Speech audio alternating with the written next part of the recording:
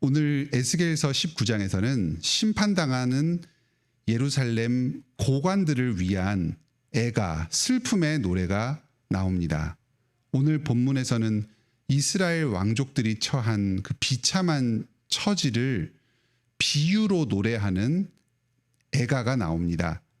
암사자가 한 젊은 사자를 기릅니다. 그런데 이 젊은 사자가 커서 사람들을 물어뜯어 죽입니다. 그러자 이방 나라가 갈고리로 이 젊은 사자를 잡아서 자기네 나라로 끌고 갑니다.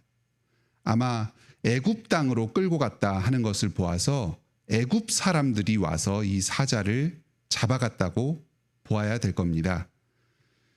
귀하게 키우던 젊은 사자를 애굽 사람에게 잃어버린 그 암사자는 다시 한 마리의 사자를 키웁니다. 그런데 이 사자도 자라서 또다시 사람들을 물어뜯어 죽입니다.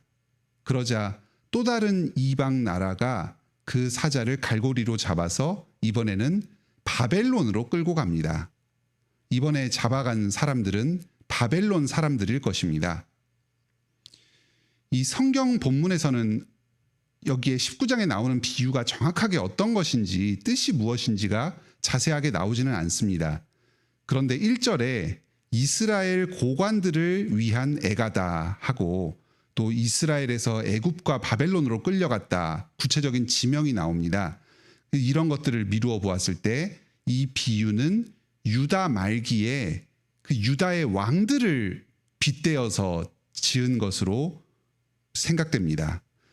먼저 암사자는 이스라엘 나라입니다. 나라 전체를 암사자에 비유했습니다. 그리고 젊은 사자는 왕입니다. 이스라엘이 왕을 키워서 왕으로 세웠습니다.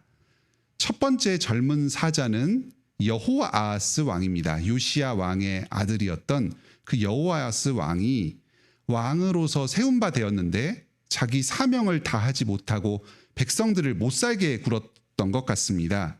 백성들을 잘 돌보는 왕으로 세움받았는데 오히려 백성들을 잡아먹으면서 자기의 배를 불렸습니다.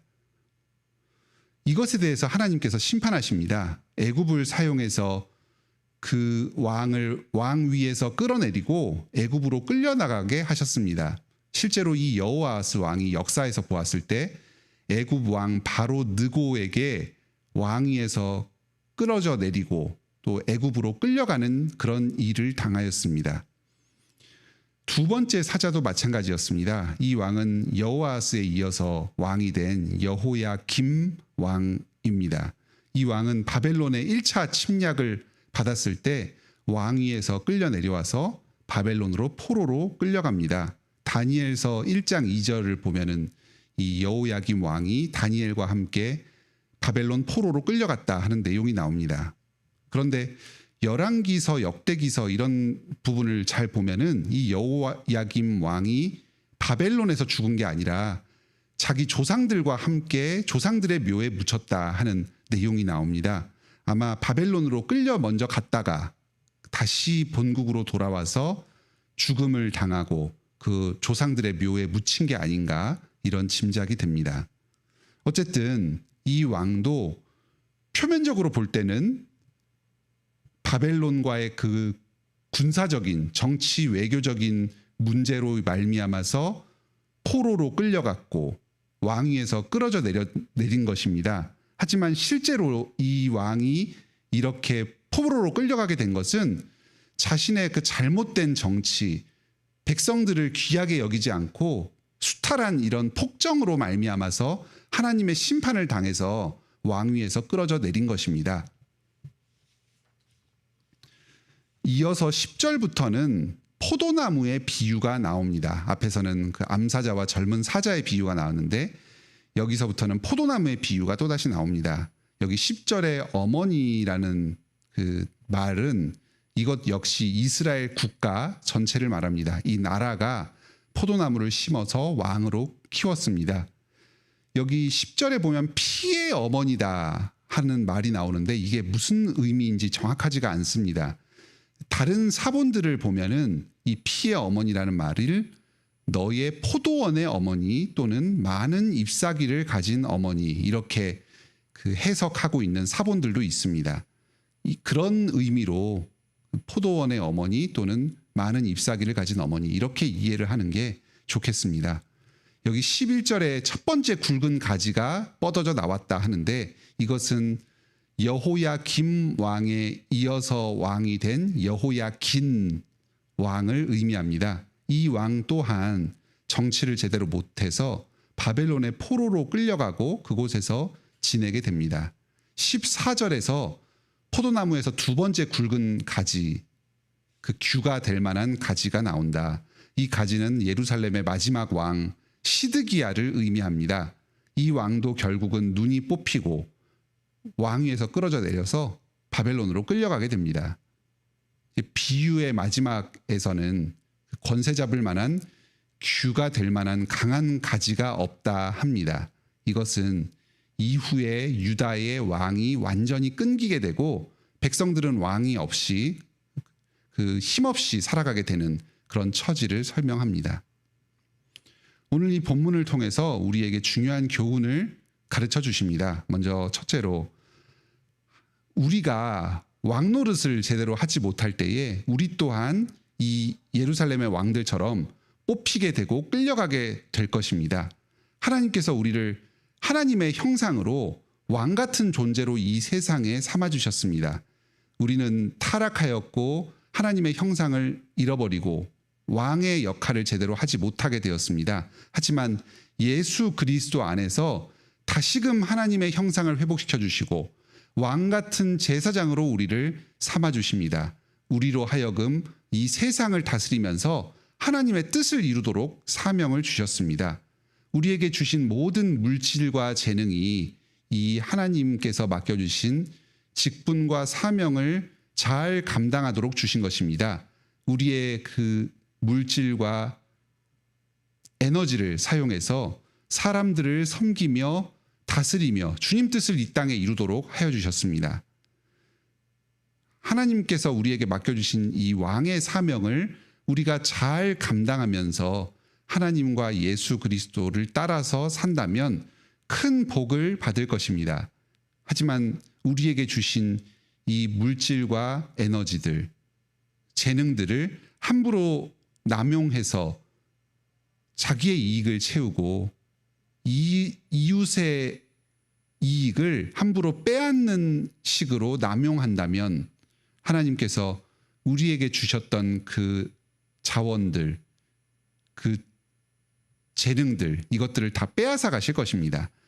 예수 그리스도를 의지하여서 우리에게 맡겨진 사명을 신실하게 감당해 나가도록 합시다. 다음으로, 주님께서 섭리적으로 이 땅 가운데 역사하셔서 주님의 뜻을 이루어 나가신다는 사실을 신뢰합시다. 애굽과 바벨론이 유다에 침략해서 왕들을 무너뜨리고 끌어간 표면적인 이유는 정치 군사적인 이유였습니다. 그 국제 정치의 힘의 관계 가운데에서 자기 나라의 이익을 위해서 예루살렘을 침략한 것이었습니다. 하지만 오늘 본문은 그들이 그렇게 예루살렘을 침략했던 본질적인 이유가 바로 하나님의 심판 때문이었다는 것을 가르쳐 줍니다.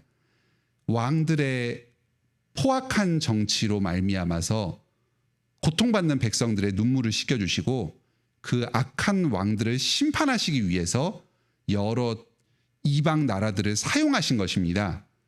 우리가 오늘날에 벌어지는 이 정치 군사적인 일들, 이 세상에서 벌어지는 여러 사건 사고들, 그 의미를 우리로서는 다 알 수 없지만 우리는 그 이면에서 세상의 일들 가운데 역사하시며 자신의 뜻을 이루어 가시는 하나님의 그 섭리적인 통치를 신뢰합니다. 지금도 이 세상에서 주님의 뜻이 이루어지고 있습니다. 세상에 여러 정치적, 경제적, 사회적 혼란들이 야기되고 그 가운데 살아가면서 불안을 느낄 수도 있습니다.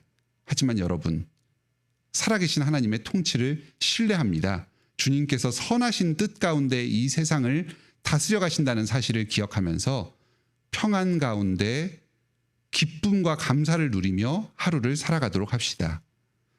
오늘도 왕 대신 그리스도를 순종하면서 우리에게 왕으로서 맡겨진 사명을 감당하고 이 주님의 통치 가운데에서 평안을 누리는 복된 하루를 보내시기 바랍니다.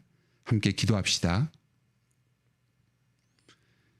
하늘에 계신 우리 아버지, 이 에스겔서 말씀을 통하여서 오늘 우리에게 필요한 위로를 주시니 감사드립니다.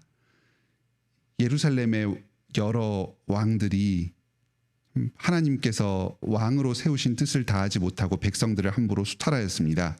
하나님께서는 그 백성들의 어려운 처지를 그냥 두고 보지 않으십니다. 왕 중에 왕 되신 하나님께서 섭리적으로 통치하셔서 그 백성들의 눈물을 쏟게 만든, 그 백성들을 고통 가운데 처하게 만든 그 왕들을 왕위에서 끌어내리셨습니다. 하나님의 공의를 이 땅에 이루셨습니다. 그리고 그 백성들의 눈물을 씻기셨습니다. 오늘날에도 주님께서 저희 백성들이, 하나님의 백성들이 이 땅에서 겪는 어려움들을 그냥 두고 보지 않으십니다. 원수들의 눈물을 쏟게 만드시며 백성들을 구원하여 주십니다. 우리 또한 왕으로서 하나님께 사명을 받아서 이 땅에 살아갈 때에 저희의 맡겨진 사명을 잘 감당하게 하여 주시옵소서. 함부로 저희에게 주신 이 은사를 남용하여서 주님의 심판을 받는 일이 없게 하여 주시옵소서. 이 땅의 여러 강대국들의 행동 가운데에 주님의 섭리적인 통치가 개입되어 있음을 신뢰하게 하여 주시옵소서. 여러 이 땅의 혼란들 가운데에 불안해하지 않게 하여 주시고 주님의 다스림을 신뢰하면서 평안 가운데 세상을 살아가게 하여 주시옵소서. 아멘. 주 예수여 어서 다시 오시옵소서. 주님께서 이 땅의 모든 눈물과 고통, 죄악들 다 씻어주시고 주님의 통치를 온전히 실현하실 그날을 소망하며 나아갑니다. 오늘 하루도 저희의 모든 삶을 주님께 맡기기를 원합니다. 저희가 이 땅에서 겪는 모든 고통들, 고난들, 주님께서 이 땅의 의를 이루고 또 저희들을 구원하여 주시기 위해서 행하시는 선하신 뜻 가운데 있음을 기억하면서 기쁨과 감사로 주님과 동행하는 하루를 살아가게 하여 주시옵소서. 이 땅에서 겪는 모든 필요들 주님께 온전히 의지합니다. 주님, 저희의 하루에 필요한 모든 것들을 공급하여 주시고 주님께서 주신 것들로 말미암아서 기뻐하며 감사하며 자족하게 하여 주시옵소서. 예수님의 이름으로 기도드립니다. 아멘. 오늘도 은혜로운 기도의 시간 되시길 바랍니다.